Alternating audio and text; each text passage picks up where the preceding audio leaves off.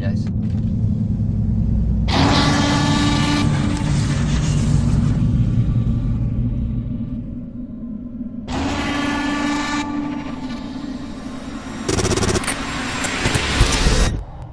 Hoy desde Armero.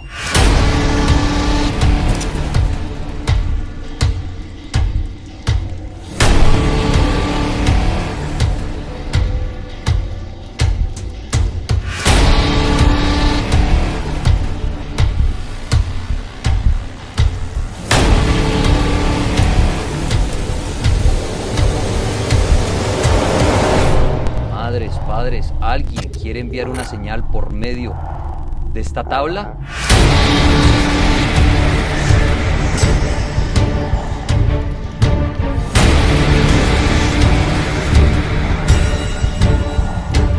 Gritos, vimos como los carros semisumergidos se iban apagando las luces de agotamiento de la batería.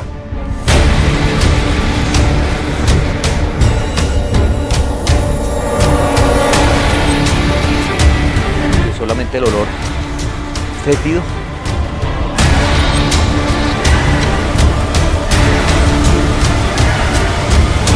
Lo sacaron y lo cogieron a machete.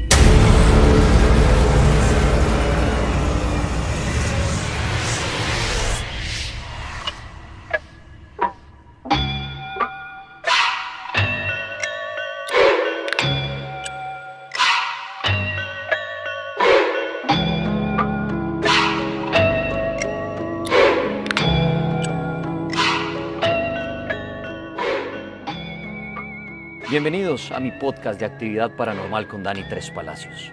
Hoy desde Armero. Sí, Armero. De pronto usted ve ese lugar y mire, se acaban de alborotar las aves y todo. Usted dice, ¡ay! El lugar donde asustan, donde murió una cantidad de personas. Pero hasta ahí llegamos en la información. No sabemos más. Hasta hay jóvenes que dicen, ¿Armero? ¿Ese no es el lugar de fútbol? No, Armero, un lugar que marcó la historia de Colombia. No solamente por el suceso cuando quedó sepultado o arrasado por el volcán Naval Ruiz, sino por todo lo que era Armero y por sus armeritas que tanto quiero, y les mando un gran abrazo a su actual alcalde Mauricio Cuellar. Abrazo, Mauro, gracias por dejarme hacer esta investigación. Y me recomendó un amigo de la casa, me dijo, mire, el duro para esto es Freddy Ariel Gutiérrez, que ya se encuentra aquí conmigo, porque diría uno, nació en Armero, ahorita me regaña y me dicen, yo no nací en Armero, pero es un hombre que desde el primer mesecito llegó a Armero, creció en Armero, hasta el día que esto quedó arrasado. Freddy, gracias por estar en mi podcast. Muy Bienvenido, amable, señor, muy amable. Y ahora sí, yo quiero que a los que nos están viendo le enseñemos y le contemos inicialmente Armero, ¿qué era Armero? ¿Cómo era ese pueblo? ¿Cómo era antes del 85? Bueno, hablar de Armero es hablar de un lugar de mucho respeto, un lugar donde se aprende mucho, es un lugar de mucha sabiduría, de mucha proyección, de progreso, de desarrollo. Es hablar de un lugar donde muchas personas forjaron su vida a partir de otras oportunidades. Y yo creo que hablar de Armero es hablar de la agricultura, de la ganadería, de todo lo que se pudo haber vivenciado en el norte del Tolima, esa grandeza, porque a partir de aquí salió el progreso para el norte del Tolima. Era el centro del norte del Tolima, de todos los municipios aledaños, y fue una cultura, una sociedad que se reforzó con la migración que hubo por allá en los años 50 de todas estas personas que venían del Medio Oriente después de la Segunda Guerra Mundial, Okay. Y se posicionaron en ese lugar de bastante producción agropecuaria, y fue así como crecimos de nuevo. Perfecto, para entender mejor cómo funcionaba Armero. Vámonos al día o a los días en que esto marcó la historia. Estoy hablando del mes de noviembre, el día 13 del año 85. ¿Qué pasó ese día? Contémosle a mis oyentes, a mis seguidores, a los que están viendo este podcast, ¿qué pasó el día de la avalancha? ¿Cómo fue esto? Bueno, ese día fue una tarde como la que estamos viviendo ahorita, así oscura, gris, y ya después de las 3 empezó a caer ceniza. Y nos comparamos con Manizales, con Chinchina. Yo salía antes de las 2 al trabajo, había cumplido los 18 años y trabajaba como mensajero del Club Campestre. Entonces había salido de mi casa al trabajo y a las 3 regresé y le dije, mamá, está cayendo ya ceniza. Pilas porque ya podemos parecernos a Manizales. De pronto nos vamos a acostumbrar a este fenómeno natural. ¿Era habitual que cayera ceniza No. o era algo extraño? Primera vez en la vida de Perfecto, buen dato. nosotros, de los sobrevivientes, que caía ceniza. Perfecto. Yo creo que no había vuelto a caer ceniza desde 1845, que ha sido la anterior avalancha. Sí, señor. Eso parece. Entonces, el caer ceniza ya es entrar en la publicidad, en los medios, en los reportes. En Armero cae ceniza o en el norte del Tolima cae ceniza. Entonces, le dije a mi mamá, a mis hermanos, hay que taparnos la boca, mucho cuidado, no ir a que la ceniza nos caiga en los ojos y estar en la casa, estar atento a las noticias. Me fui de nuevo para el trabajo a las 3 de la tarde, me fui de nuevo para el trabajo. A las 6 salgo de mi trabajo y voy para la Cruz Roja, del cual sigo siendo voluntario. Y fui a la Cruz Roja, me informé y estuve como hasta las 8:30 de la noche allí. Todo estar como en suspenso, porque no sabíamos qué pasaba, ¿sí? Bueno, de por sí yo era muy joven y no estaba como en los altos círculos administrativos de la Cruz Roja, pero sí se estaban haciendo reuniones y preguntando qué podía haber sucedido. Hacia las 8:30 me voy para la casa a ver un partido de fútbol que se estaba transmitiendo y quedo dormido en el sofá viendo el partido. Cuando me despierto o me despierta mi mamá con sus gritos, con su alarma de la habitación y me levanto, me había acostado con vestido, con zapatos y todo, me habían pasado de un sofá hacia la habitación. Me despierto junto con mi hermano mayor y le digo, mamá, ¿qué pasa? Entonces ella tenía a mi hermano menor que 3 días antes había cumplido 3 años, el 10 de noviembre, y lo tenía aquí con una sombrilla y en la otra una linterna. Dijo, mijo, nos vamos, que se vino el río, se vino la avalancha. Entonces le dije, pero mamá, ¿por qué tanto susto? Dijo, mire que no hay luz y mire que está cayendo arena y ceniza. Y ponga cuidado ese ruido que se escucha. Entonces ahí sí uno pone como mucha atención y el ruido era estremecedor. Siempre lo digo como una volqueta descargando su viaje de piedra. Ok. Así estremecedor y vibrante. Entonces ahí sí como que me pongo pilas y le digo, vámonos mamá, con mi papá y mis 2 hermanos. Y nos fuimos y estamos saliendo por una puerta, un pasillo, una puerta que le llamamos el portón, que es una puerta que va de la calle a la parte interior de la casa directamente. Sí. Le digo, mamá, el tío hay que llamarlo. Dice el tío, mi mamá. Entonces lo llamamos y él dice, no, mi hijo, yo no voy. Yo espero la voluntad del Señor. Uy. Él era cristiano, ya hace 6 años y medio falleció de 94 años.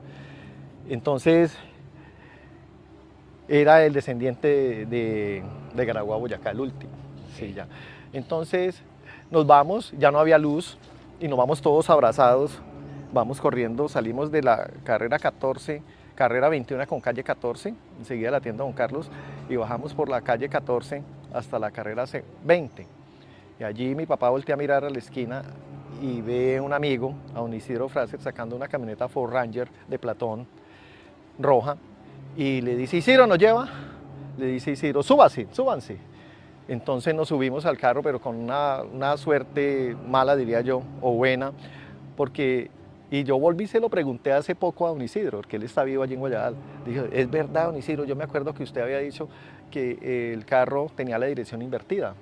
Entonces, ese día don Isidro había llevado el carro a taller por la caja de la dirección y le había quedado invertida. Si daba a la derecha, cogía para la izquierda. Y él le dio para salir hacia Guayabal y le quedó para la otra cara. Entonces nos quedó para bajar por la 14 a la calle del hospital. Entonces nos quedó invertida la dirección. Pero ¿qué? No alcanzamos a andar 50 metros en el carro cuando ya el agua empezó a subirse al carro. Y con la luz del carro vimos ahí en lo que es el antiguo campo de fútbol, detrás del hospital, Ok. empezamos a ver cómo la avalancha se estrelló con la escuela 20 de julio y fue arropando lo que era la cancha de fútbol y se estrelló con la parte trasera del hospital. Entonces lo que hizo don Isidro fue dar reverso, orillar el carro y ahí detrás de la casa de doña Trina, en la carrera 20 con calle 14, y seguimos a pie porque ya el agua nos daba casi a la cintura. Entonces seguimos por la carrera 20 hacia la iglesia El Carmen, que está en la calle 15. Cuando la avalancha baja por el estadio y se viene también hacia nosotros, o sea que estábamos atrapados y no pudimos ni para atrás ni para adelante y tocó fue quedarnos quietos, abrazarnos de unos árboles y de las paredes, ahí de las casas, y ver cómo la avalancha empezaba a subirse. Eso era un lodo, un concreto bastante espeso, pero en tierra. Sí. Es algo comparativo. Y cuando ya estábamos todos empinados, para la avalancha. Y era un grupo como de 15 personas aproximadamente. Los gritos, el silencio, la falta de luz, estábamos un poco agobiados por esta situación. Ahí estuvimos un buen rato, mi mamá soportando a mi hermano menor porque estaba pequeño, de 3 años que había cumplido. Y ahí estuvimos un buen rato batallando. Logramos abrir una puerta de una casa y adentrarnos hacia la primera habitación y ahí pues, se pudo descansar un poquito. Y más al tiempo, al rato, aparece un amigo, que le decimos el Loco Luis, que estaba en el techo de la casa, en el alero, arriba, Sí. y él es el que más adelante nos ayuda a subir por los árboles. Y eso hicimos toda la madrugada, subir por unos árboles para amanecer en la tapia arriba del alero de la casa, del frente de la casa. Era una arquitectura de la época de los 50, ¿no? Las casas le hacían como una planchita arriba y ahí amanecimos. Ahí soportamos todas las inclemencias de la noche, lluvia, y agua, de todo, gritos. Vimos como los carros semisumergidos se iban apagando las luces de agotamiento de la batería, el silencio que viene después de todo. Y más aún el creer en que hay un ser celestial al cual hay que orarle, el cual hay que rezarle, hay que orarle y hay que tener mucha fe, a pesar de que muchas fueran las víctimas, pero darle muchas gracias porque quedamos vivos con la familia, ¿sí? El ver todo esto hace que, pues, que uno tome mucha conciencia a un futuro, ¿no? Y volver a trabajar por el pueblo, a pesar de que mucha gente no quiere volver a la región porque perdió su familia y eso es comprensible y es respetuoso. Otros vuelven, van, quieren estar acá. Sin embargo, al otro día logramos bajar, ver la avioneta a las 6 de la mañana, la avioneta de la empresa APLA, una avioneta de fumigación con el capitán Fernando Rivera y Leopoldo Guevara, que estaban piloteando y dan la información a los medios, ¿no? De que Armero había desaparecido. Sí.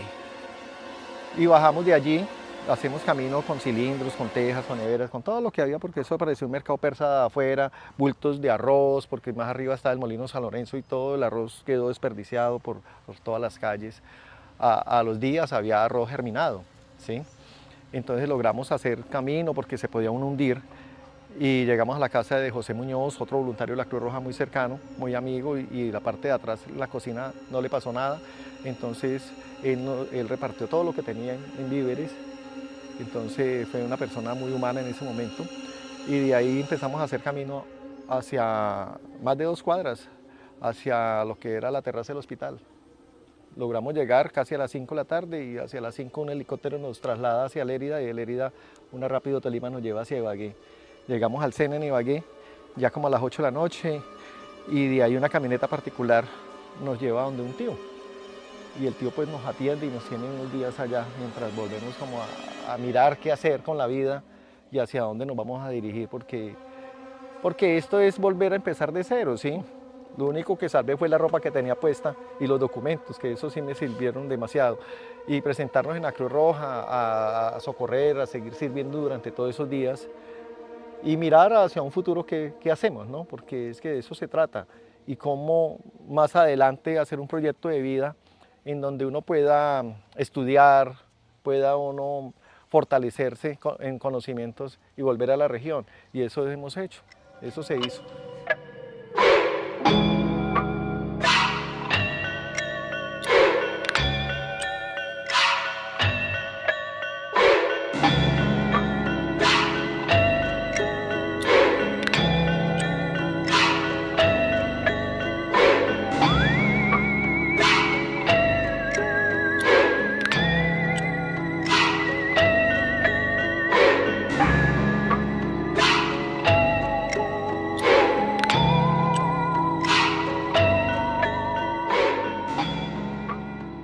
Armero, Campo Santo, aquí estoy, caminando para que ustedes lo conozcan a través de este podcast.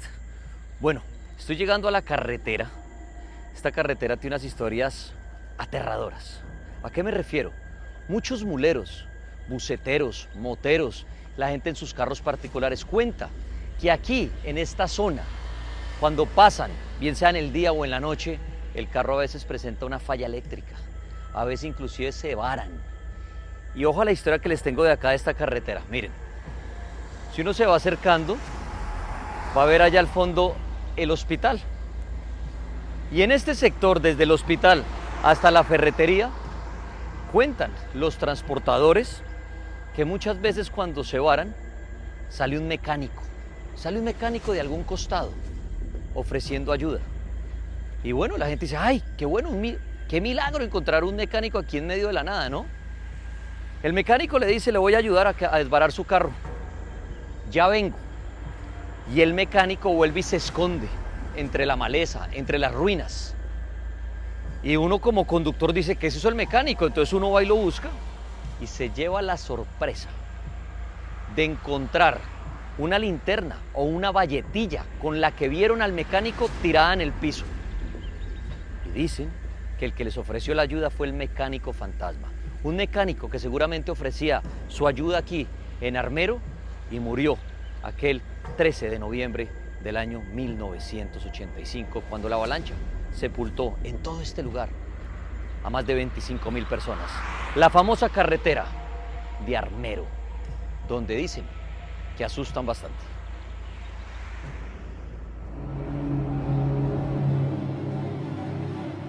Miren, la historia de Freddy Gutiérrez, un sobreviviente de la avalancha que arrasó con Armero. Y así hay muchos sobrevivientes, lamentablemente fueron la pérdida también de miles y miles de personas, pero qué relato tan fuerte, tan triste, porque me lo imaginé todo. De pronto usted lo está oyendo y dice, no, pero imagínese la angustia de esa familia, los niños chiquitos, el ruido, los estruendos, las rocas viniendo, esa avalancha, y todo eso uno no saber qué hacer, la oscuridad, los gritos. Usted nombra algo muy importante, Freddy, y es el Señor, es Dios. Mucha gente cree que la avalancha y el arrasar Armero fue por culpa de una maldición. Nombran mucho al padre, otros dicen no, fue debido a la violencia entre política y todo, que el padre de Armero sufre también un acto violento y otro padre de Ibagué le echa una maldición a Armero. ¿Qué tan cierto es eso y usted cree en esto? Bueno, primero pues un respeto muy grande a todas las personas víctimas, fallecidas y no fallecidas, porque hay personas que también sufrieron mucho más dolor de lo que yo pude haber sufrido, que fueron arrastradas 15, 20 kilómetros hacia lo que es playa, el playón, hacia santuario. Respeto a todos ellos, ¿sí? Yo considero que lo que sucedió en Armero es un fenómeno natural, es la construcción de nuestro mundo. Lo que pasa es que estamos viviendo un instante de lo que ha sido millones y millones de cosas que le han ocurrido a nuestra tierra. Sí. ¿Sí? Entonces logramos estar en este instante. Pero avalanchas han existido muchas veces. Han estado registradas, esta es la tercera avalancha registrada históricamente después del descubrimiento de América, pero mucho más atrás han sucedido. Ha sido más por la terquedad del hombre, en habitar en estos lugares donde se producen estos sucesos. Entonces, terquedad. Es que Armero es un punto fundamental geográficamente al ser un eje de vías.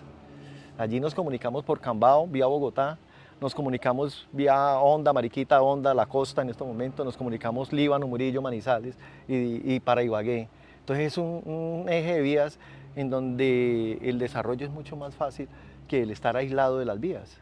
Los centros de comunicaciones son fundamentales para el desarrollo. Y eso le pasó a Armero, ¿sí? Que en su nombre colonial era Tasajera Lagunilla. Más adelante, en 1895, se cambia el nombre por San Lorenzo, el sector, porque era el nombre de la ciudad que se creó en 1895, que posteriormente en 1930 esa ciudad de San Lorenzo se llamó Armero, en honor a José León Armero. Pero yo considero que aquí no hay que hablar de maldiciones ni nada de esas cosas, no. Son fenómenos naturales como la del cementerio, que la avalancha le dio miedo a entrar al cementerio. Ese tema es buenísimo, sí. Mezclando ahí, porque mucha gente dice, el cementerio Armero, el antiguo cementerio, se mantiene aún de pie y uno puede venir y ver las lápidas porque la avalancha no lo arrasó, sino lo rodeó. Entonces decían, el que se hubiera metido al cementerio se salva, no le hubiera tocado la avalancha, y eso fue un milagro de Dios, porque es el cementerio, era el Campo Santo, entonces por eso la avalancha no lo tocó. ¿Usted es creyente de eso o tiene una explicación el por qué al cementerio la avalancha no lo arrasa? No, dentro de mis conocimientos académicos, el estar en el cementerio, la cabecera del cementerio, porque es que el cementerio en la entrada por la carrera 15 está en una parte alta.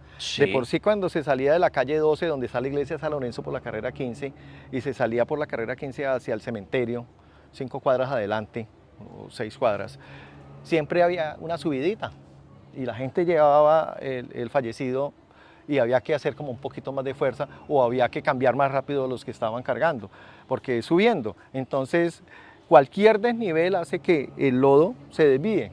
Y Sí. fue así como no llegó sino hasta la portada, porque ahí es un repecho y no logró entrar. Sin embargo, por la parte de abajo, por la carrilera, por el ferrocarril, entró un poquito y fue como rodeó el cementerio. Pero eso es porque es cuestiones geográficas. O sea, no es tampoco algo paranormal y que No, no, tiene no, su explicación sí, geográfica. es Muy bien. una explicación geológica, geográfica. No es porque le haya tenido miedo, porque es que eso lo hacen los fantasiosos, los que quieren vivir de aventuras y de ponerle como malicia al tema. Nosotros no le tenemos malicia al tema, ni la maldición del cura, ni nada de eso. Perfecto. Haya o no haya maldición, no es eso, porque entonces diríamos que en las veces pasadas también mataron a otro cura, entonces sería el tercer cura. Entonces no es de mirar la parte religiosa, sino de mirar que es un fenómeno natural donde el volcán siempre explota y estamos ubicados en una ladera en donde el Lar pasa. Y estamos en toda la boca del cañón del río Lagunilla cuando sale de la cordillera y va a un valle. Y si estamos ahí ubicados, pues lógico, cada vez que explota tiene que pasar lo mismo. Me gustan las explicaciones de Freddy Gutiérrez. Freddy, aquí cuando uno visita Armero se encuentra uno con una roca enorme, que la visita mucha Sí. gente. Es una roca que pueden ustedes aquí estar viendo en este momento, en este video. Esa roca porque es famosa, he oído y usted por eso me gusta, porque me aclara las cosas, le aclaramos las cosas a las personas. Dicen, uy, esa roca debió quitarla, había una cantidad de personas, fue la roca que más daño le causó a Armero, eso se debió llevar a una cantidad de casas. ¿Qué sabe usted de esa roca?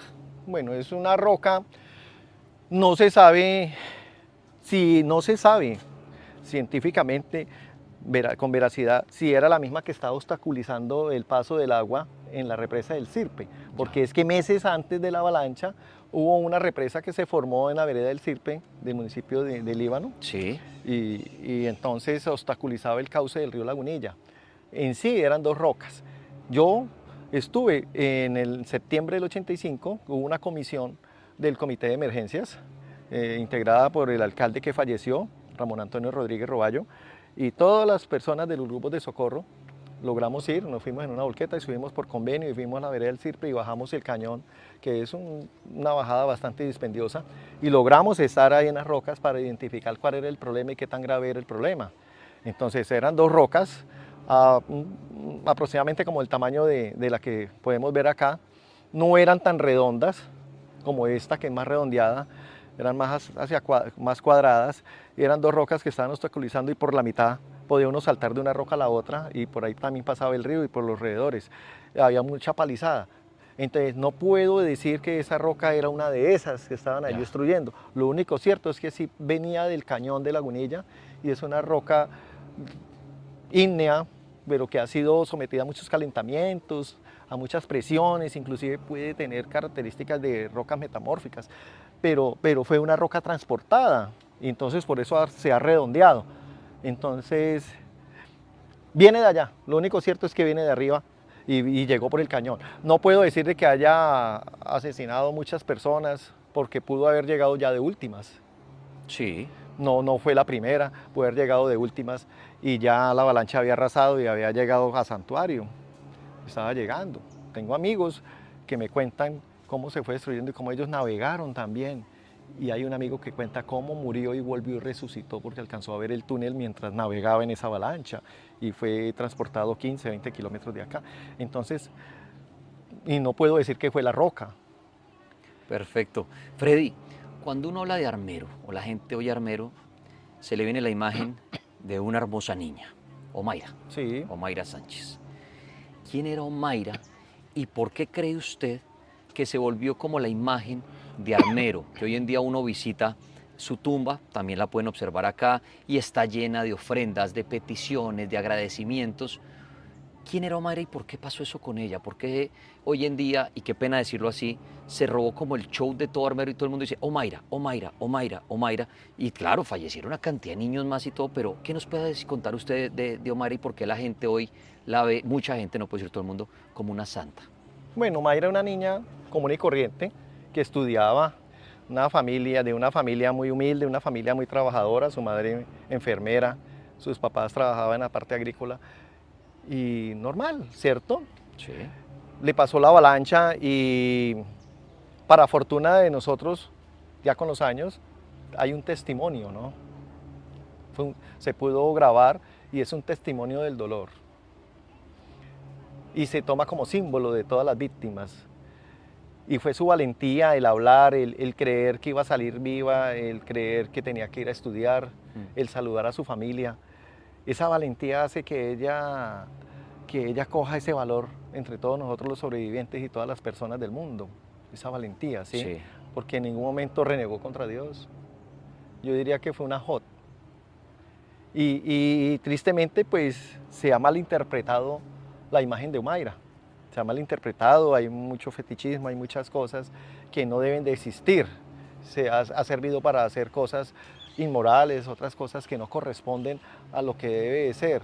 Se debe de recrear ese lugar de una manera muy diferente, una manera de más respeto. Sí. ¿Sí? Y eso se debe de crear un guión para contar realmente la historia de Omaira y nosotros la podamos ver de otra manera y no como una niña que vino y sufrió de pronto porque fue una maldición de que ella sufriera, no de eso. No de eso. Sí, hay gente que dice que también la tenían sujetada de abajo espíritus, o nada un familiar de que eso. había fallecido y no la dejaba salir. Hoy No, cantidad de tristemente historias. no pudo ser rescatada. Los medios, la presión del momento, el lodo que estaba muy blandito, no habían las herramientas porque en ese momento el país no estaba preparado para esto. Y aún no lo está preparado, no hay recursos, no hay dinero, ¿sí? Siempre es la disculpa que no hay recursos, no hay dinero.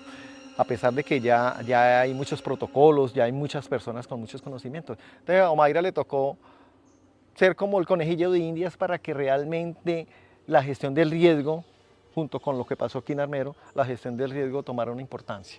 Pero entonces considero que Omaira es un respeto que debemos de tener.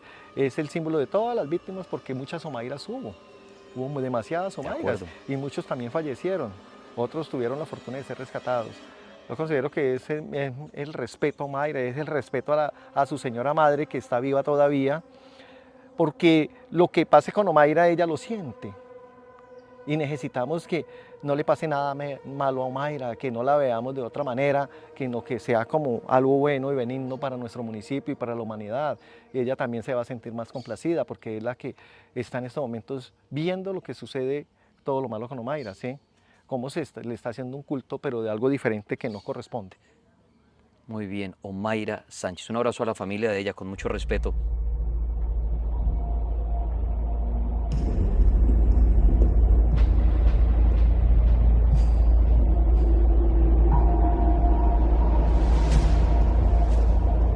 Armero, lo que sucedió el 13 de noviembre del 85 fue una maldición.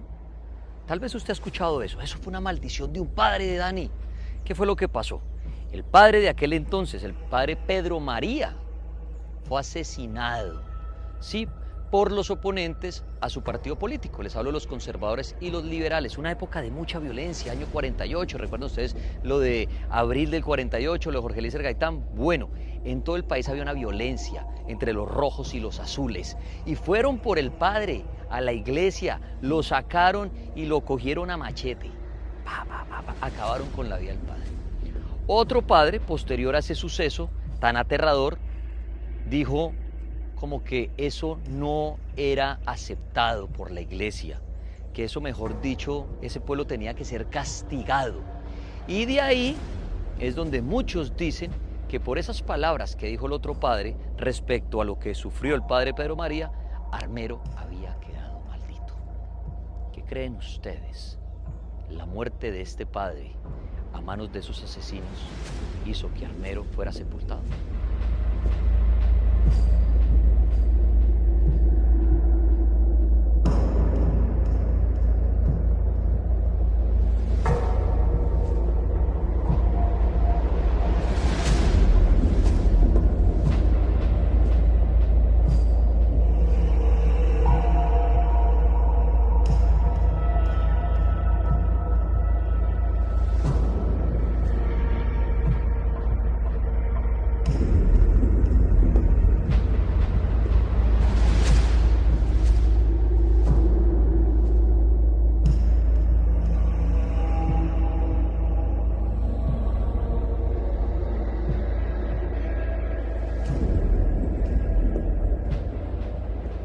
Freddy, ¿por qué, digamos, o usted que conoce, o por qué el gobierno, de una vez por todas, las ruinas que vemos de Armero, que son las que le dan esa imagen, digamos, de terror? Que la gente dice, uy, allá asustan, uy, no, eso allá es macabro, uy, pasar por esa carretera y ver el hospital, eso es de fantasmas, eso es de demonios, cantidad de cosas. ¿Por qué será que ya de una vez por todas no tumban todo eso y hacen un parque santo para las familias, que sea agradable para el ojo humano y no que la gente siga diciendo cada día, uy, ese es el pueblo del terror en Colombia, eso te pasa y asustan? Y claro, porque el ser humano se psicosea cuando ve cosas así. Sí. Si eso uno pasara por la carretera, no hubiera un hospital ahí abandonado, no hubiera nada, sino pasto, no sé, algo normal, ya la gente no hablaría ni de terror, nada, sino lo vería como un campo santo. ¿Qué pasa ahí? ¿Qué hacemos con el gobierno para que esto de una vez por todas lo arreglen y quede muy bonito todo, y no con esos escombros y esa maleza entre paredes que le da ese toque de pueblo fantasma? Bueno, yo creo que esto es más político. No es la falta de voluntad de nosotros los de Armero, es más del político. Se han dado unos avances Sí. y últimamente se ha dado un gran avance. En el año 2013 se pudo promulgar una ley, la ley 1632, en donde ya Armero es el Parque Nacional Temático Jardín de la Vida. Perfecto. Pero no ha habido ese avance de decir, lo estamos proyectando, lo vamos a hacer. Los gobiernos han estado muy quietos. El gobierno Santos hizo muy poco, pero no fue todo, ¿cierto? Se creó un parque memorial allí, un parque temático en Guayabal, que es la nueva cabecera del municipio de Armero. Sí. Y se creó el Parque Omaira Sánchez, se hicieron algunas situaciones, pero la ley todavía está quieta. Hay un COMPES, pero no se ha desarrollado todo.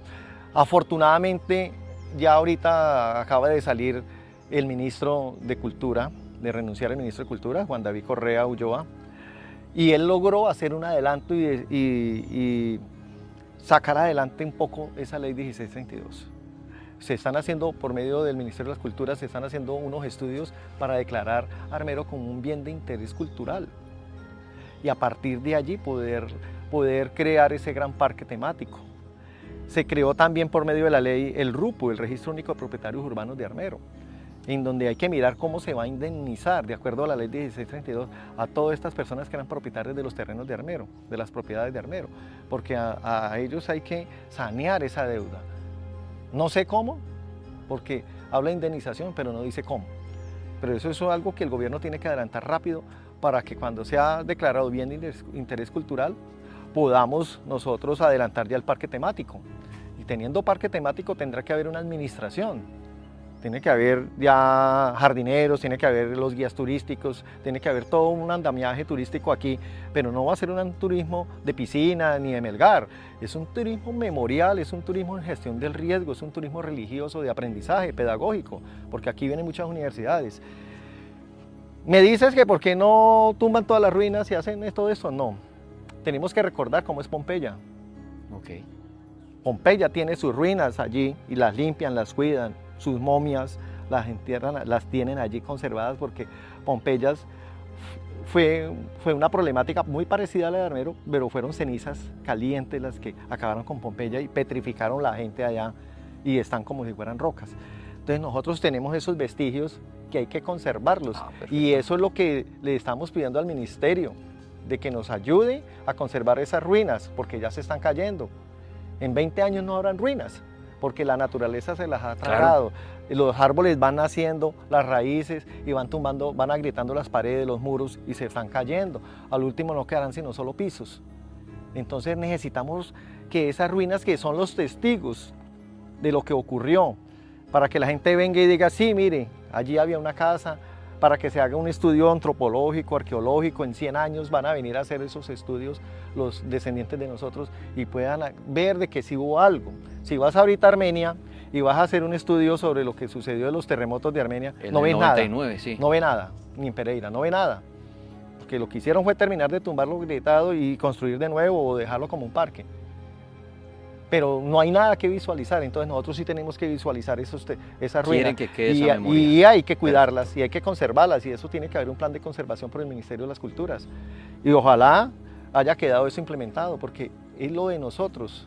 El recuerdo, la memoria. Es el recuerdo, no podemos llegar y tumbar lo poco que existe porque es lo que nos identifica de que aquí hubo algo. Perfecto, mire, esa aclaración es muy buena, uno creería, oiga, arreglen esto, no, mire, lo dice Freddy Gutiérrez, es mejor dejar ese recuerdo, son nuestras memorias para que después ya Armero no quede en el olvido. Freddy, también algo que la gente dice, Armero, ahí asustan. ¿Usted cree en los fantasmas? No, No cree en fantasmas. soy respetuoso. Ok. No doy papaya tampoco. No los busco. No, porque muchas veces soy guía turístico profesional y muchas veces me dicen, llévame a las 10 de la noche al cementerio de Armero, motociclistas, ¿sí? Que vienen en sus clubes de motociclismo. Le digo, no, no voy. Entonces no quiero nada, ¿sí? No, pero tampoco me asusto. Yo he pasado por aquí, por Armero, a cualquier hora de la no noche, pasa nada. bajando de una vereda de San Pedro, de Maracaibo, y no, no me da miedo, hay que andar es con Dios.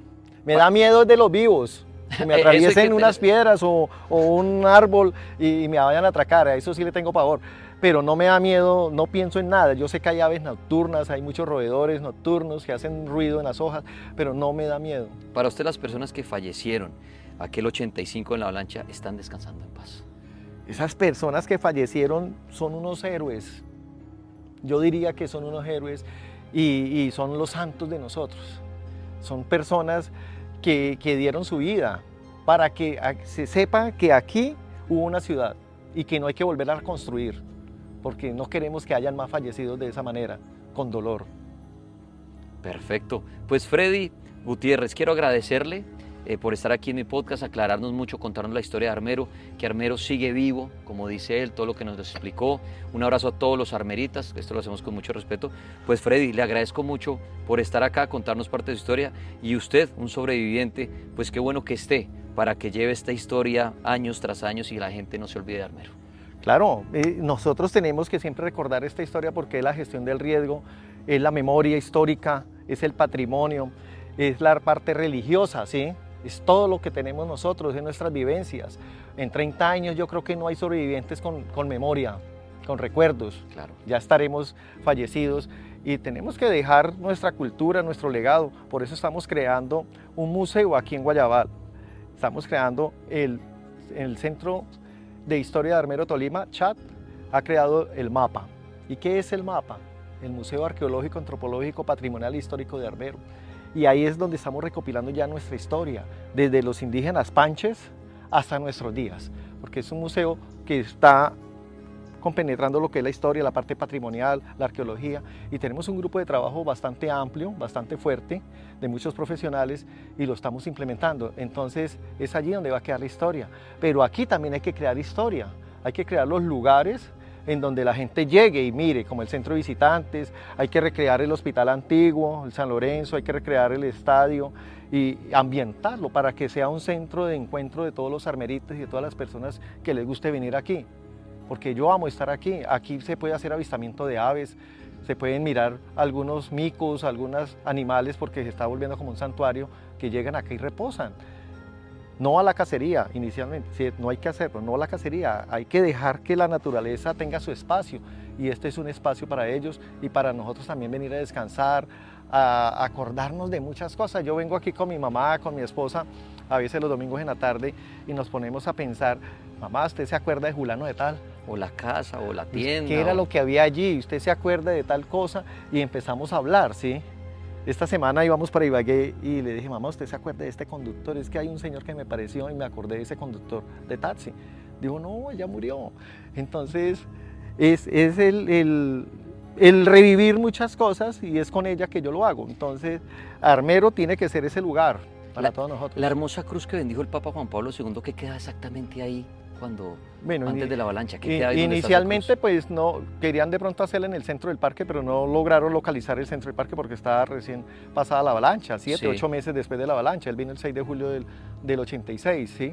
Entonces a tienta la lograron localizar acá, pero aquí es a un lado de lo que es el Parque de los Fundadores, Ya. sobre la calle 11, cerca de la carrera 14, y al frente era el Café Hawái, que ya no se llamaba Hawái, se llamaba El Grano de Oro.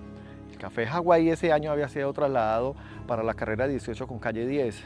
De todas maneras seguía siendo un café, un billar, y enseguida era la esquina, y esa esquina era la distribuidora comercial del norte del Tolima, un estanco de licores, y al frente el Jet, en la otra esquina era una heladería Chits, y enseguida del Café Hawái o El Grano de Oro era una ferretería, Julio C. Rodríguez. Entonces eso es tener todo acá, ¿sí? Y acordarse de todo. Y eso es lo que nos gusta a nosotros, hablar y hablar y Venir hablar y recordar y encontrar a alguien que le fascine también la historia y uno poderle indicar todas esas cosas porque yo digo que entre más años uno tenga, más aprecia el pasado. Y el pasado viejo, no el pasado reciente. Y quiere que uno encontrar siempre a alguien que le retome todas esas memorias, porque eso es lo que se va a volver tradición oral. De ahí es donde nace la tradición oral, de escuchar a los viejos sobre todas las cosas más antiguas y uno poderlas captar para replicarlas. No dejarlas morir. No hay que dejarlas morir, pero también hay que escribirlas. Claro. Sí. Pues Freddy Gutiérrez, muchas gracias por estar aquí en este podcast de Actividad Paranormal. Ok, muchas gracias. Muy amable.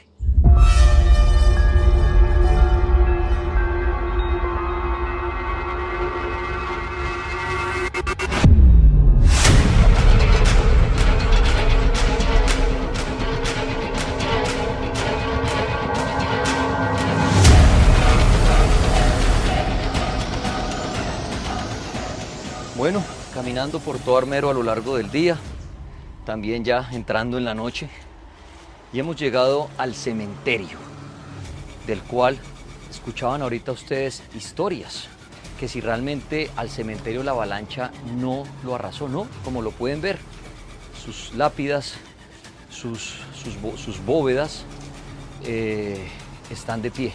Claro, han exhumado los cuerpos, se los han robado, han roto todo esto. Pero la explicación que me da Freddy es bien interesante, porque la avalancha, según estudios geográficos, pues no tenía que afectar mucho este lugar. Pero imagínense ustedes, si mucha gente hubiera corrido al cementerio, se hubieran salvado. Como se dan cuenta, las casas sí las arrasó. En cambio, miren, esto está de pie. Y si logro encontrar alguna tumba que tenga seguramente una lápida, veremos el año para que se den cuenta que esto corresponde a esa época. Bueno, quiero invitar a un amigo que traje también a Armero. Él es el brujito Adriano Campo, brujo huicano. Está aquí conmigo, ustedes lo han visto en muchos programas del cartel. Adriancho, gracias por estar aquí en mi podcast. No, Dani, a ustedes gracias por invitarme. Eso yo siempre cuando molesto con Armero digo que ese es como el Disneylandia de las personas que nos dedicamos a los temas paranormales, a la investigación paranormal, porque es de pronto eso, la gente es el morbo de decir, allá ese pueblo es fantasma, ese pueblo es maldito, ese pueblo allá uno no se puede meter o si se mete es hacer quién sabe qué clase de cosas, pero no, la gente no se da cuenta, es un sitio que es un camposanto, acá fallecieron muchas personas, pero también por el lado paranormal lo puede ver uno como, tal vez lo más fuerte es el cementerio, no porque se sientan muchas cosas o porque es que de verdad uno vea fantasmas, sino por lo que vienen a hacer acá muchas personas. Pero que es, eso, Adrián, pero venga, usted que siente energías y usted que estar en un cementerio como este, ¿usted ya se siente extraño en este momento? ¿Siente algo raro? Después de haber recorrido Armero ya desde antes del mediodía, uno pasa por las casas y bueno, por todas esas ruinas, por el parque, el sitio donde murió Mayra, y sí se siente tal vez es como, no sé, melancolía, tristeza, pero al estar acá en el cementerio, sí tengo que pues, decir la verdad, sí se siente un poco de pesadez, algo extraño. Pero es lo mismo, yo le digo, no es porque, igual acá no murió nadie de esa tragedia de Armero, ya acá esas tumbas estaban desde hacía muchos años, pero sí se siente, es por lo mismo, se siente que acá viene mucha gente a hacer trabajos de magia oscura, negra, cosas muy perturbadoras, y se siente que acá, como se han llevado cosas, han traído cosas a este sitio. Es que la gente utiliza restos humanos, restos óseos para hacer brujería. Inclusive, miren, es fácil encontrar restos. Por ejemplo, si buscamos en tumbas, a ver, por acá deben haber restos. Miremos en otra por acá. Uno buscando seguramente vamos a encontrar. A ver, por acá. A ver. ¿Dónde habrá? Miren, acá por ejemplo, ya pueden observar algunos huesos. Ahí ya se un hueso. Busquemos en otras tumbas y se podrán ver ustedes que hay restos humanos. Yo vi ahorita una. ¿Dónde es que está la de un hueso grande? Se había uno con un hueso grandísimo. A ver, ¿dónde es que están esos restos? A ver, por acá.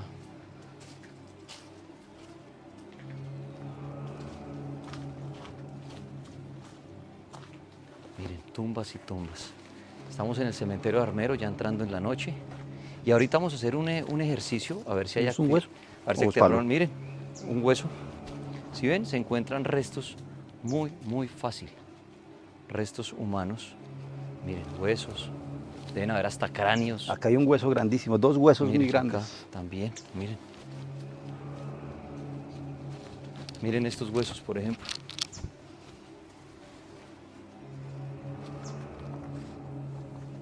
De pronto ustedes viendo este video observan algo extraño, nosotros aquí estamos tranquilos. Pero como vamos a buscar actividad paranormal, vamos a ver si realmente en un cementerio pueden pasar cosas. Claro, hay personas que siempre dirán, no, es que tiene que ser a cierta hora, Dani, es que eso es a la hora. Miren, los fantasmas no tienen reloj. Hay historias de fantasmas y de sustos a todas horas del día. Entonces, si nos van a asustar, puede ser ya, puede ser a las 2 de la mañana, puede ser a las 10 de la noche, a las 7 de la mañana.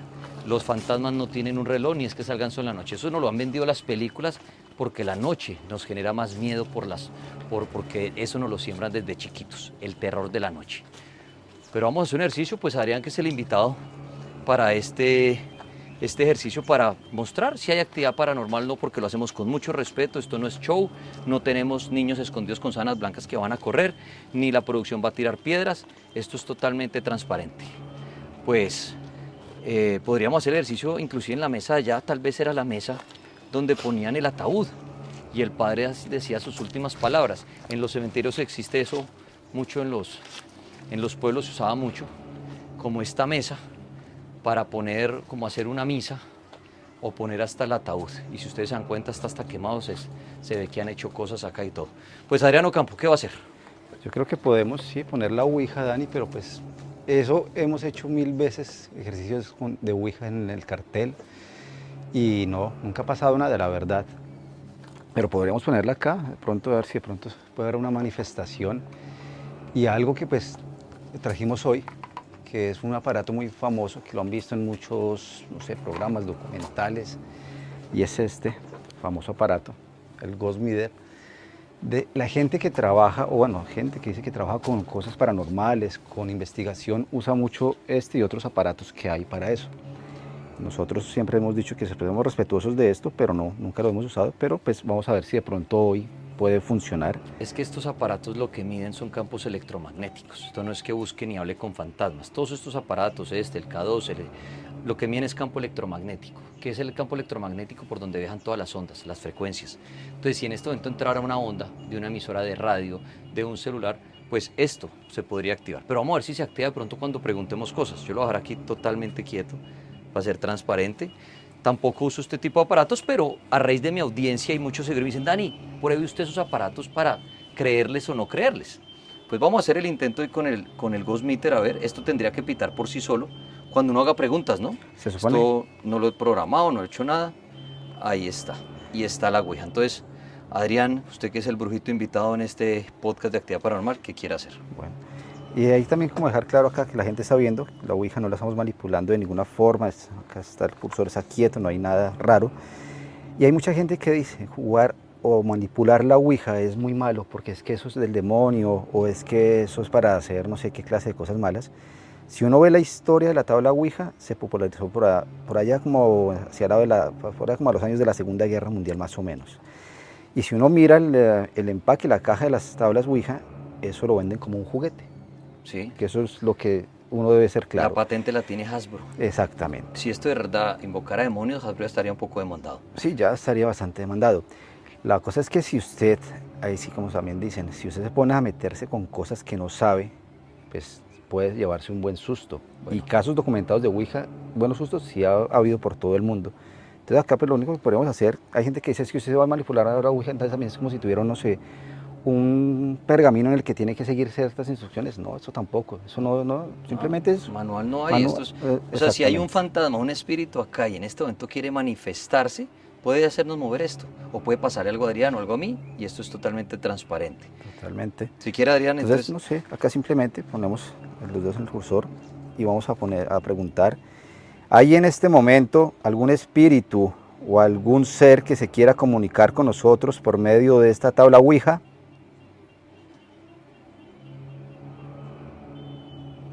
Si hay en este momento un ser que sienta que no debemos estar acá, ¿puedes mover el cursor?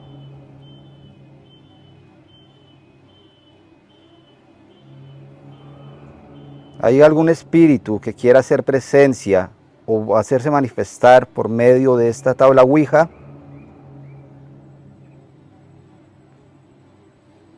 Hay personas que dicen que la tabla, por ejemplo, hay que abrirla. Entonces, ¿qué hace uno?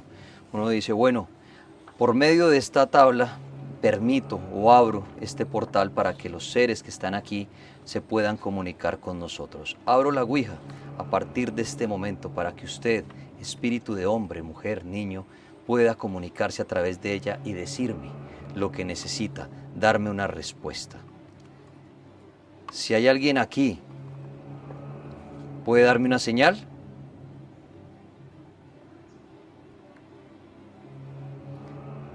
¿Falleció usted en este lugar?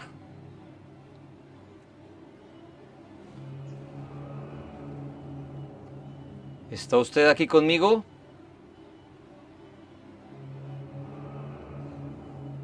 Niños, ancianos, madres, padres, ¿alguien quiere enviar una señal por medio de esta tabla?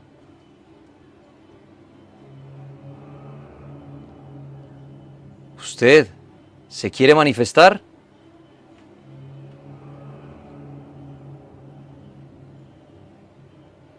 ¿Hay alguien aquí con nosotros?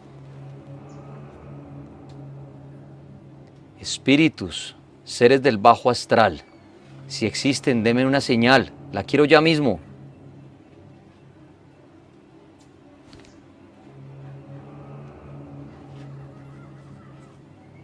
Hola, ¿alguien aquí con nosotros?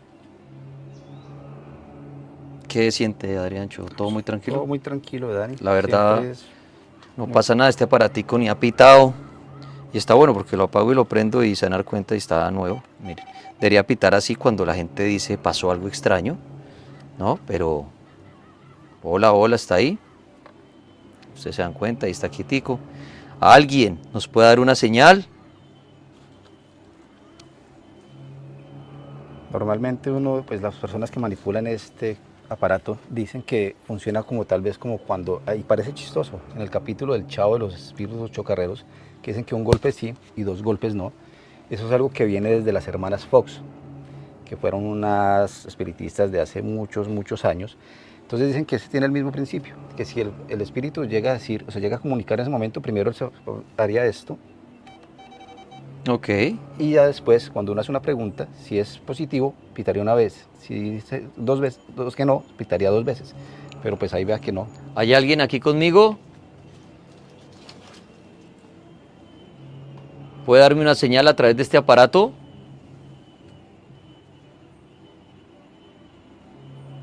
¿Hay alguien aquí conmigo?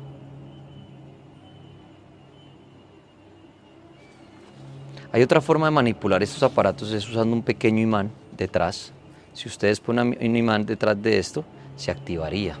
O si de pronto hay un teléfono cerca y va a entrar una llamada, se activaría. Porque repito, esto no es para hablar con fantasmas. En la vida se han inventado un aparato para hablar con fantasmas o todos ya tendríamos un plan ilimitado.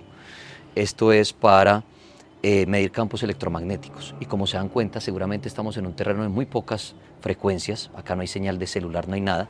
Y por eso está tan quieto. Si usted camina por su casa o por cualquier otro lado, seguramente va a empezar a pitar mucho el aparato. O de pronto existen los showman que llevan un imán pequeñito aquí atrás y lo mueven y esto pita. Y ustedes no ven el imán, como si fuera un ilusionismo. Para ellos hacer show, ¿no? Pero aquí con toda la transparencia del mundo, el aparatico, pues aquí en pleno cementerio de Armero, al igual que la tabla Ouija, no ha pasado absolutamente nada. Dani, pero es que no es a esa hora, Dani, que el otro. Lo he hecho a 1000 horas, a diferentes tiempos, en diferentes lugares, y al día de hoy no he tenido una experiencia con la tabla. Y estos aparatos, pues hasta ahorita los adquirí y los empezaré a mostrar ante el público, a ver si en algún momento pita. Y si eso llega a pitar, que podría pitar ahorita, pues me interesará saber si hay un fantasma, pero con otra señal, no solamente que pite, porque repito, puede ser una frecuencia que pasó en este momento. Si a Adrián en este momento le fuera a entrar una llamada, de pronto esto pita. Cuando esto pite, pues intentaré que mueva esto solo, o intentaré que me empuje un muñeco, para demostrar que sí era un fantasma y que no fue una onda que pasó en ese momento por el campo electromagnético. Entonces se dan cuenta la Ouija, aquí muy serios con Adrián, conmigo, quietos. en un lugar donde enterraron, sepultaron a muchas personas antes de la tragedia y donde seguramente quedaron restos de personas después de la avalancha de Armero. Pero como se dan cuenta, todo muy tranquilo, todo muy en calma. No hacemos shows, ustedes me conocen, no hago show y cada quien puede sacar su propia conclusión. Dejen los comentarios, qué pasó, por qué creen que no funciona la tabla Ouija, por la hora, por el lugar, porque es un camposanto, porque es que tripa usted no sabe hacer esas vainas, qué sé yo. Dejen los comentarios y sigan viendo este podcast de Actividad Paranormal porque ya me va a explicar Adrián cómo es que hacen entierros y brujería en los cementerios. Bueno, Adrián, aquí veo restos óseos. Mucha gente dice que una de las peores brujerías es cuando raspan hueso humano, restos humanos. Aquí hay un hueso. ¿Qué sabe usted de eso? Sí, Dani, entonces ahí tiene razón. Una también de las peores cosas que usan para hacer daño, brujería, magia oscura, es huesos. Y usted tiene razón, los raspan y eso lo pueden mezclar con comida, con bebidas. Y ahí también entonces los famosos entierros, pero los bebedizos, que también son una clase de trabajos oscuros muy negativos. O sea, raspan eso y se lo dan a la gente en la bebida. En la bebida o en la comida. Jue madre. O también, usted ve que hay gente que hay videos en muchas partes, mezclan hueso con tierra y van y tiran al frente de los locales, de los negocios, y pues es porque están haciéndole daño. O sea, mejor dicho, ese hueso sería una bendición para un brujo oscuro. Claro, eso por eso le digo, que se han llevado una cantidad de cosas. Vea, eso que está ahí, pues no sé, los habrán dejado por salir corriendo, bueno, no sé. Pero eso sirve, claro, eso sería un tesoro para una persona que se dedica a eso. ¿Y usted qué va a hacer acá? ¿Qué nos va a mostrar? Lo que le siento es yo, de las cosas que hay, que siempre el cartel se ha destacado, es que no es solamente entrar a sitios por alborotar, por ver qué pasa, entonces el juego, la payasada, sino también tratar de darle algo de descanso a esos seres que están ahí, a esos espíritus, a esos fantasmas. Entonces acá lo único, pues vamos a, con mucho respeto, a coger este hueso, pero antes vamos a prender un poquito acá este coso. Dani, si nos hace un favor, trae esto.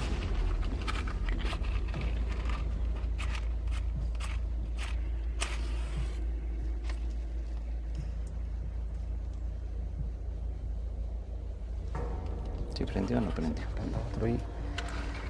Acá la idea es, obviamente, poder coger el hueso, mostrarles, pero también darle a ese cero, a la persona que era el dueño de este huesito, algo de luz, de tranquilidad. Ya ahí prendió.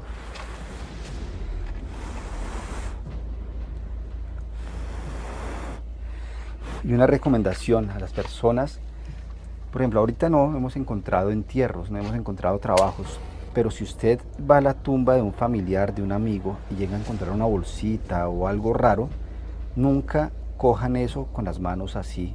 Procuren ponerse unos guantes o por lo menos una bolsa y ahí sí sacarlo, y sacar las cosas con la mano izquierda, que es lo que se recomienda en estos casos.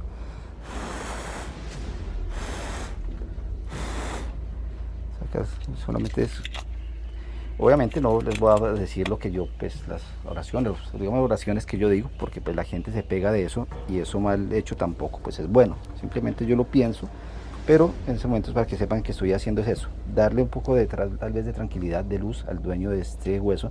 Y no a todos, me imagino, todos, como un descanso. Exacto, un descanso. No sabemos si estaba ahí, era de acá o lo trajeron, lo movieron, no sabemos, pero por lo menos que ellos, acá hay 2, 3, sepan. Allá al fondo también creo que hay una veladora, esos pueden ser indicios de que hicieron algún trabajo. Entonces simplemente acá pasar un poco de ese saumerio y darle un poco de descanso, un poco no darles descanso, dejarlos que de pronto si con ellos hicieron algún trabajo se liberen de eso que hicieron con ellos, que no era lo que tenían que hacer en este plano. Les decía es ponerse unos guantes y con todo el respeto vamos a sacar este hueso.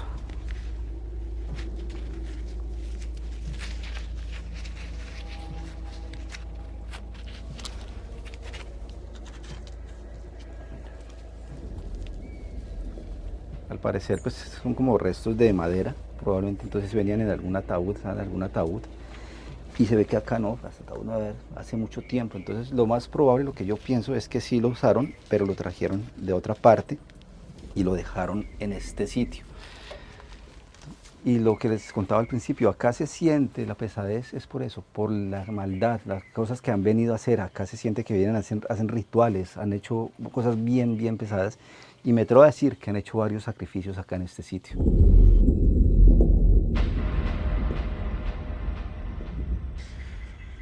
Continuamos aquí en Armero. Gracias por estar aquí viendo Actividad Paranormal con Dani Tres Palacios. Suscríbase, dele like.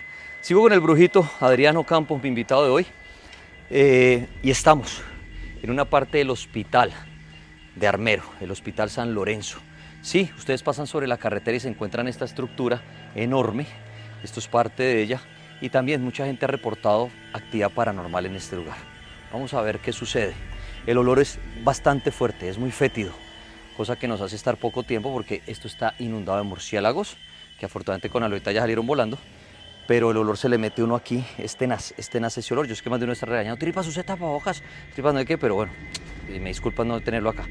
Pero bueno, estamos acá, tal vez esto eran habitaciones, tal vez estos eran cuartos, ahí todavía se ve baldosín blanco en algunas partes.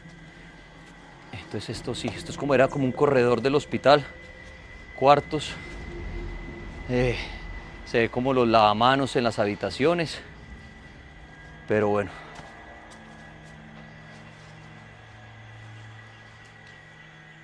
Miren, sí, si ven que eran cuartos, miren, todos los cuartos iguales, miren, como la parte del baldosín y el baño, y todos son iguales. Aquí estamos, en Armero, amigos, actividad paranormal. Mirando a ver.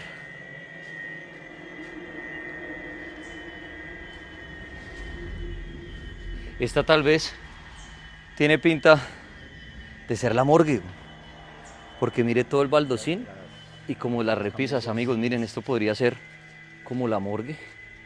Miren el baldosín, como unas piezas todo borrado.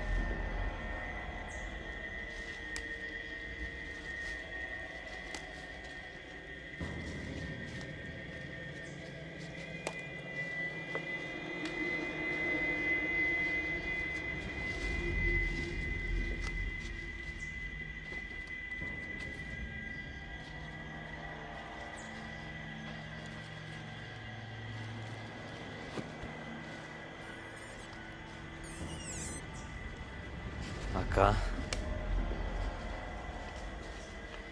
Bueno, trajimos el murciélago de pronto, como eso es.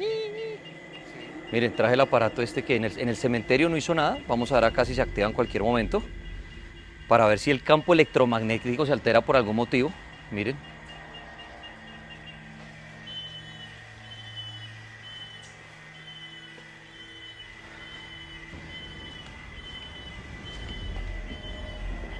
¿Dónde quiere hacer un ejercicio, Adrián? ¿Qué quiere hacer? No, de pronto hacer un círculo de fuego, pero es que creo que hasta con esas hojas y eso no... No, y estaba emparamado, sí, y sería muy... porque un incendio, que al menos que encontramos algo de cemento, pero hay mucho incendio, muchas matas. Y los que les gusta, y ahí miren el hormiguero, qué pena con las hormiguitas, le estamos haciendo daño. Pero puede ser acá, a ver, acá hay hormigas también o está más suave. Puede ser acá. Miremos primero que no hayan bichos por ahí, una araña, una culebra, que eso es lo que... Siempre cuando ustedes hagan exploración, amigos, fíjense dónde ponen el pie. No sé si la llorona o la patasola les va a jalar el pie, pero una culebra, una tarántula, sí puede ser bastante peligroso. Seguimos buscando actividad paranormal en este podcast. No solamente es buscar el fantasma, sino también aprender, como hemos aprendido bastante en la historia de Armero. Esto es con mucho respeto, pero esto es para probar si logramos tener actividad paranormal en este lugar. Aquí, donde en el año 85 quedaron sepultadas más de 25.000 personas. Sigo con este aparatico a ver si llega a pitar por algún motivo. No está manipulado ni nada. Y aquí nuevamente nuestra tabla. Estoy con Adriano Campo, el brujo wicano. Bueno, vamos a ver. A ver, adelante, Adrián. A partir de ese momento abro este oráculo para que por medio de él, si hay alguna entidad, espíritu o algún ser del bajo astral se quiera comunicar con nosotros, lo pueda hacer. Quedas abierto. ¿Alguien se quiere manifestar? Por medio de esta tabla, o deme una señal acá, 1 para sí, 2 para no. ¿Usted está aquí con nosotros?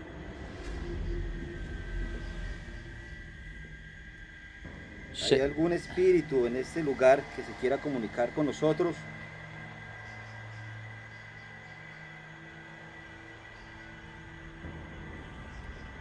Seres del bajo astral, personas que fallecieron en este lugar.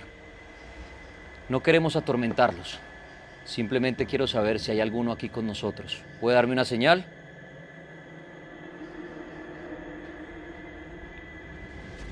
Si usted falleció en este hospital y escucha mi voz, deme una señal. ¿Hay algún niño que quiera jugar aquí conmigo?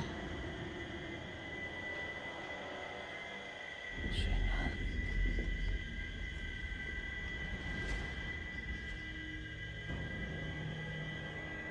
¿Alguien se quiere manifestar?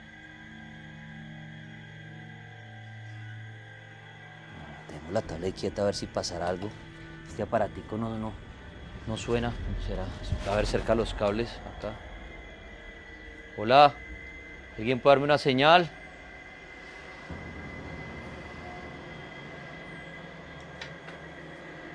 En otro video voy a utilizar el Spirit Box, que es un radio que va saltando de frecuencia en frecuencia, y también un K2 que también mide campos electromagnéticos. Hoy quise traer este, que como decía Adrián, lo usan muchos investigadores, pero cuando alumbre, si llega a alumbrar, no es que un fantasma ya me habló, es porque se alteró el campo electromagnético. Si yo paso esto cerca al celular, alguien tiene un celular acá, seguramente va a pitar de pronto. ¿Vieron? Pitó. ¿Por qué? Porque esto detecta son ondas, otros equipos electrónicos y ahí se altera. Pero si esto me llega a pitar acá, yo no tengo mi celular acá en este momento, tengo un micrófono, no sé si lo altere. No, el micrófono no. Entonces ya me daría una señal de que el campo electromagnético hay algo, no sé si es un cable de luz, una onda que entró, pero ahí podríamos hacer, digamos, la tabla o algo. Es como un indicador. Hay investigadores que dicen, no, si pitas porque le están hablando, Daniel. No, yo no creo en eso, respeto a los que dicen eso. Yo creo que en ese momento es cuando hay que hacer ejercicios para ver si algo más pasa, como para comprobar si es verdad lo que es un fantasma. Con que esto suene, no es fantasmas. Esto es que el campo electromagnético se alteró y ahí ya podemos usar una tabla o prender una vela a ver si no la apagan o poner un objeto muy débil que se mueva. Vamos, acompáñenme a caminar, demos la tabla ahí, queda en el número 6. Vamos a ver si algo pasa. Vamos a recorrer este pasillo con este aparato y presten atención a ver si en algún momento se alborota.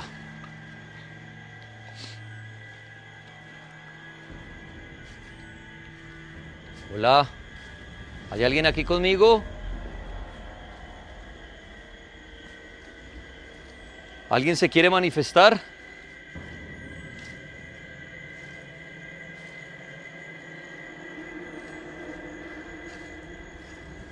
¿Alguien falleció en este lugar?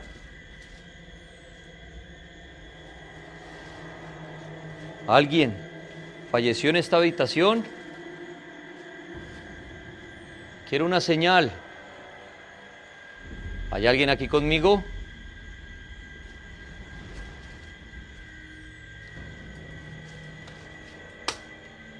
Hola. La verdad, en el aparato nada. Y yo, tranquilo, mirando donde pero no he sentido nada, no he sentido un grito, no he sentido que me empujen, no he sentido solamente el olor fétido por el popó del murciélago y los bichos. Es lo único hasta el momento. Hasta el momento.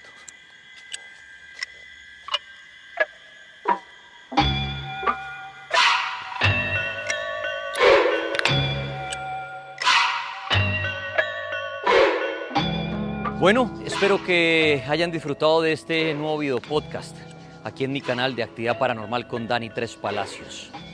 Me despido desde Armero, Guayabal, este hermoso pueblo ubicado a tan solo 10 minutos del Armero, el cual fue arrasado por la avalancha causada por el volcán Naval Ruiz aquel 13 de noviembre de 1985. Les deseo una feliz noche y que en paz descansen.